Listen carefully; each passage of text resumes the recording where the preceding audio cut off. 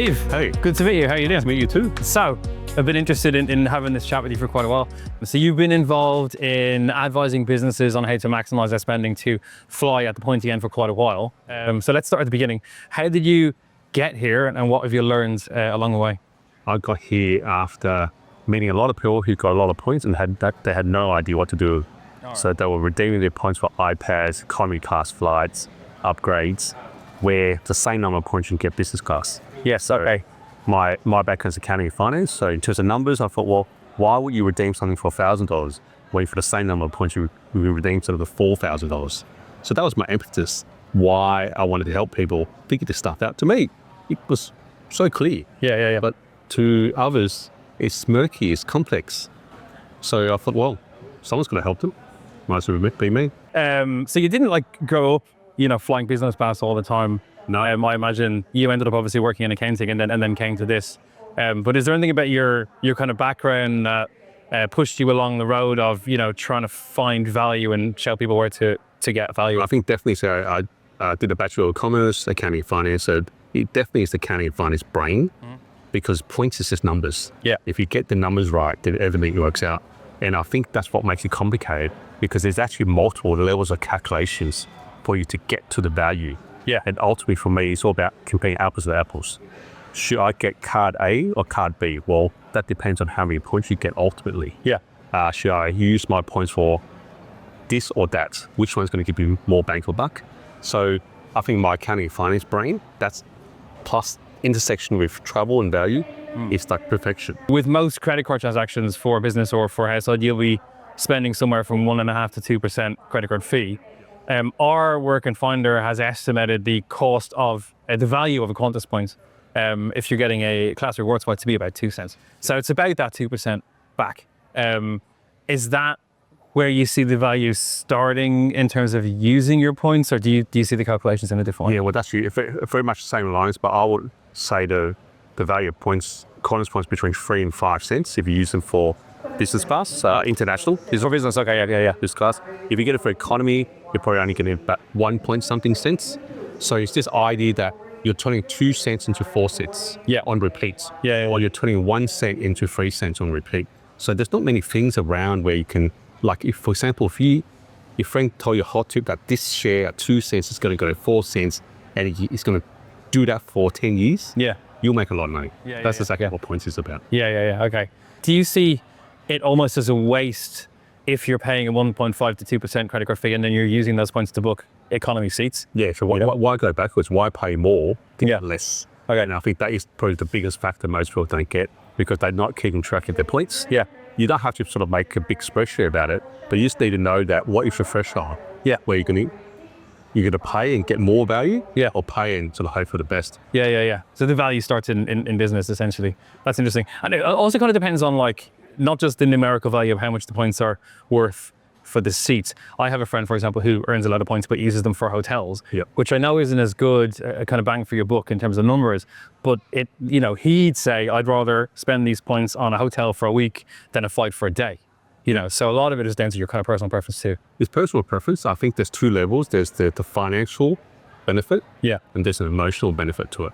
And points is one of the things, it's deeply psychology because points feels like it's free. Yes. Regardless of the fact that you want to pay fees to earn them, by the time they hit your account and they sit there for a couple of years, you've forgotten about the cost. Yeah. And now you got this trip coming up and you've got a choice. You go, well, I can either use these points to save me $5,000 on a hotel, or I can use these points to save me a couple of $1,000s on flights. Or which one do you put it in? Well, you normally choose to put your points to avoid the cost that you think is not good value. I still feel like if you had enough points, the experience of flying business class versus the experience of flying 2 times. So, okay, for example, business class generally costs twice as much as economy. So you can fly twice economy or once business class. I still feel like flying once business class. It's just better feeling. Yeah, definitely for long haul. I fly to Europe and back every year to visit my family over there, and the experience in business and the experience in economy is just it's a different world. In fact, I think you've commented this in a previous interview. Economy seats are getting swished. Yes. Business seats are getting doors that slide over. Do you think this gap, this class gap, this privilege gap in the aviation industry is widening? It definitely getting wider because previously economy was just like, well, we do the best for the economy flyers. Yeah. And they'll do the best for business. But airlines now sort of deliberately design a model where they're trying to fit as much people in the economy as they can with technology like better seats, thinner seats and things like that. Even things like having 10 across, those IDs getting quoted. But then for business class, they make great money in their profit margin. Yeah. So they can afford to reward business class flyer. And the magic is if you can use points to bridge that gap without spending the money. Yeah. You've actually moved worlds. Upgrading yourself. From that world of economy, it's just a complete different world. So you obviously focus on upgrading, bridging that gap for free with points. Have you ever paid for a business class seat at any point? Maybe to get the 100 status credits? Never. In the 13 years that I've been outside of iFly, Wow. I never won pays for business class, and I don't think I will. How would you describe kind of what iFly do as an elevator pitch in 1.5 minutes if you were meeting somebody who could? So iFly has merged into the Flights Club.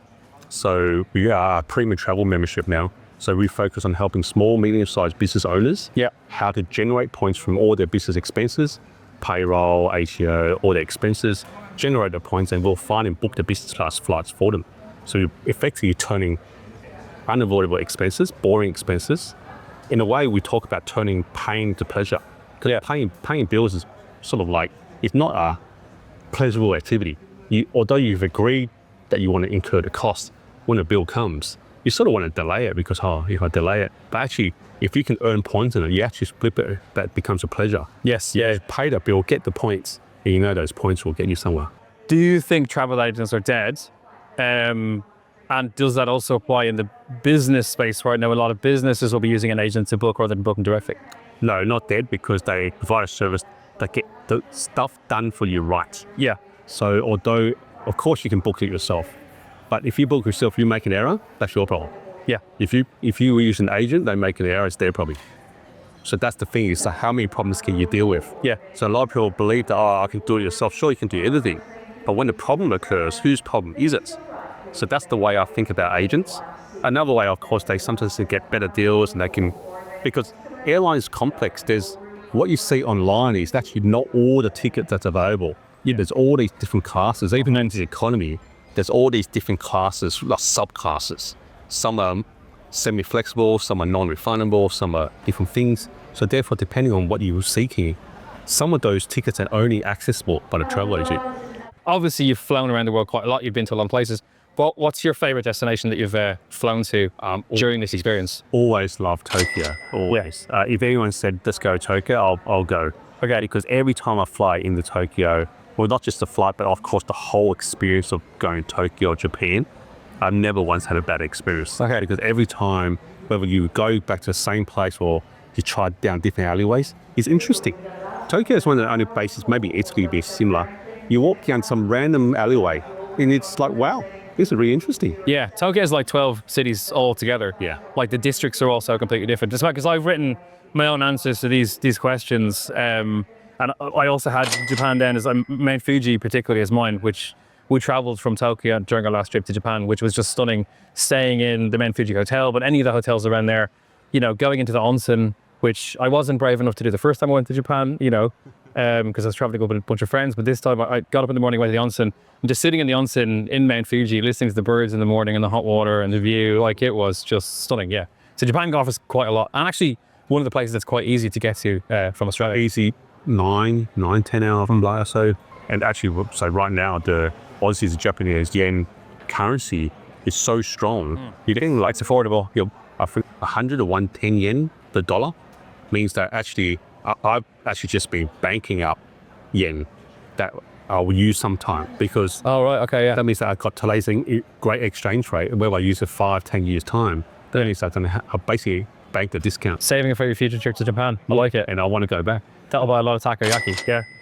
Also, the other benefit with flying to Japan is, when we flew anyway, there's quite a lot of flights there at the moment. And if you fly off season, we flew in the middle of summer, the flights aren't very full, but they keep the flights to keep the kind of landing bays and stuff. So we flew Qantas and the plane was only, I'd swear, a quarter full.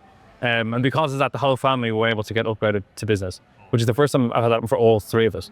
So that's another potential advantage to That's a unique moment. Actually, when you're flying business class with family, it's such a unique moment because you know the clock is ticking. Yeah. You're in a very I guess I say privileged position because not many families fly business class together, and just to sort of see how everyone interacts, because you have some families that just spend time by themselves, and I've seen pictures of some families all crammed into the one seat. You go, well, what about these other 3 seats which are yours? No, they want to be with you. Yeah. It's really interesting. And these seats are sitting unused, and people are going, who's using that seat? Why do airlines make it so easy to buy an air fryer but not book that reward seat that we talked about earlier? It's a supply and demand mismatch, really, because the airline is flying flights to make money. That's their primary goal. So they want to sell as many seats as possible. Of course, every airline would want to sell 100% of all seats, but you can't. Yeah. So there's going to be empty seats. In my belief is that they know based on the data, every single flight, how many seats have been sold, how many seats have been sold in the past, how many seats sort of like is around. Therefore, they determine how many spare seats might be, and then they decide, okay, cool, we'll allocate these number of seats to the frequent flyer program. So rather than businesses, if somebody who's watching this who is new to the frequent flyer game, doesn't have a credit card, has no points at all, doesn't have a account, what would you say is the best way to kind of start, getting value out of your everyday spending doing this? Because number one, you got to decide how many points you need. Because if you're one person looking to go to Melbourne, that's 8,000 points you need, or 16,000 points return. So if 16,000 points your target, then the next part is, at what speed can you get those 16,000 points? Can you get them in a day? Can you get them in a week? Can you get them in a month? And then that determines how excited you are. Because if it takes you a year to get 16,000 points, maybe the answer is forget about it. But if it takes you one transaction, then that means you picked up a return business class flight to London, to Melbourne quickly. So it's about how many points do you need, how fast can you earn them, and that actually ultimately determines your interest level. Because if you can earn a lot of points fast, that means you got a lot of trips that you can have access to, then that you should be super excited for that. Yeah. So I think someone starting new I'll say stick with one carrier, because then you can earn enough points. Because if you have points here, 2 different carriers, you can't merge them. And of course, there's different ways you can use it. You can book one way with one carrier, one way with another. It gets quite complicated. So they should always start with one airline, earn up the points, use them. But then when your earning power increases, you can start earning points across multiple carriers. And that gives you optionality to fly with Qantas or Virgin or Singapore or Qatar. So there's 2 different strategies for depending on what your earning power is. Would you recommend as a way to shortcut that, people looking at credit cards or bonus points, for example? Definitely. I think it's about exploring all avenues that you can earn points. Because once it's decided earning points is a good way to get travel, then you have to increase your capacity to earn points. Yeah. So credit cards is one day. You can increase capacity massively, because that means that, number one, if you sign up for a credit card with a big bonus, you get instantly a chunk of points. So these days you can get 90,000 point bonus, 120,000, 150,000 points. Of the 2, talking about earning points again, of the 2 supermarket systems in Australia, so you get the flyby system, the Willis system, do you think either of those is superior, or does it really just depend on whether you fly Virgin or whether you fly Qantas? Yeah, I think it depends what type of points you're trying to save. That's number one. Number 2, I think convenience. You have to be the one that's more convenient for you. Both supermarkets set up in a different way. One's next door, one's not far away. Of course, online delivery solves that problem as well. So you actually have to go to the supermarket that's downstairs. Yes. More convenient. And then thirdly is like, how many points do you need? It's like if you want to go somewhere and one airline flies there but the other does not, then that answer your question as to what airline points you should be going for. Yeah. That argument then goes on as well, rather than looking at the 2 supermarkets, the two airlines compared. So I think, for example, with Virgin, in my experience, it's much easier to get to higher status. It's much easier to use the points you earn to actually book flights than with Qantas. But Virgin has far more limited options to actually fly to in Sydney. So that might be the main difference. Yeah, I don't think anyone has. In Australia, not in Sydney. I think it's an interesting project. I don't think anyone has done a direct comparison of seat availability on both. Like I do a lot of sitting in Melbourne. I use my points to book every single flight. I find if I book more than 2 weeks in advance in Virgin, there's always a seat. But sometimes when I might look at Qantas, there's no seat. So there is a difference between them. But I haven't sort of looked deeply to see whether the time I looked at stuff within those seats, oh, it's actually something that's actually really The points types ID point is a good point actually, because like there's a lot of focus I think on earning Qantas points directly because you get a better earn rate, say with the ultimate card than anything else in the market in terms of the actual numerical earn rate. Yeah. A little bit less if you're earning points with a frequent flyer with a credit card program that you can then convert to frequent flyer points. Yeah. But it does enable you to then go across 3 or 4 different airlines rather than just New South Wales Qantas. So that's when things get complicated because you sort of need a spreadsheet. Because you got a spreadsheet compare apples to apples. So if say $10,000 of spending gets you 10,000 Qantas points, and I guess that's a super easy way because you know where 10,000 points will get you.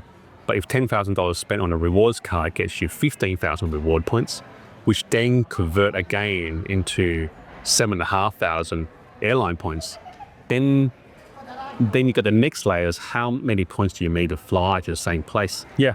Now you think about the layering. There's like 4 calculations that need to be done before you can work out what's actually the better deal. And I think you can't do it mentally. You have to do it on a cafe or a spreadsheet to work out which card, which plane. So even as I'm talking about it, I'm getting confused. So yeah. But I know that there's a couple of layers, so that's where the complexity comes in. And even then, like trying to actually find the flights, like trying to find business rewards flights on the Qantas website is almost impossible. Have you used any of those online tools like Flights.io to try and find seats? Obviously you do it within your business, but if somebody is trying to find flights themselves, is there any tools that you'd recommend them look at to kind of shortcut the labor? Well, I think all the tools, all they are like fish finders are the best way I can describe it. Is they give you an indication that a seat was there, but by the time you get the ping, It can be gone, yeah. Could be gone. I've experienced that as well. So it's hard to know because you don't know if the seat was actually there or not, because how do you check it? Because they're pushing out to 1,000 people or 10,000 people. So all it takes is one of those 10,000 people to be awake before you are awake, and they go up and booked it. Yeah. So the way I see it is a fish finder, but nothing beats frequency, because if you're searching and you see that seat, you can be sure that seat's available right now. Yeah. And then you got to be fast to book it. Another experience question. Well, you've obviously been to a lot of lounges. What's the best lounge experience you've had in your travels? Oh, once again, I have to come back to Japan because what happens is you got the QR code, lets you order your sushi. It's based on, and also it's a bit like a food court, a bit like a restaurant. They know where you're sitting. Oh, yeah. They come and bring the food to you. And they all have these beer machines. You know the beer machine? You press it and you put the glass in and it tips it to the side. Oh, right. Pours the beer and you're like, that's awesome. I've been to the lounge, the Qantas lounge there. I didn't experience that. That sounds like it's pretty fun, actually. So it's a bit an Asian thing. Like I think either in Hong Kong, the cafe, actually also I'll say cafe lounge. Yeah. Okay. Truly amazing. Feels like a hotel. It's one of those places where they've got so many different types of furniture. It feels like you're in a hotel. I think mine is probably actually the first lounge in Sydney, because the view is stunning. It's table service. The food is fantastic. But my favorite part of it by far, you can get a massage. There's a spa. You can get a 20-minute massage before you get on a flight, which I don't think is something. I think there's like 4 lounges in the world that have that. Yeah, that's definitely that's a first. when you can get that once in a while, it's definitely But generally, you have to be on a first class ticket though. Yeah, or platinum. Yeah. Which I think difficult to get. First class tickets there's priority, and then any spare space goes platinum. Yeah. I think we'll pause it there. If you've enjoyed this on YouTube, please leave a comment about anything we've talked about, and obviously like and subscribe.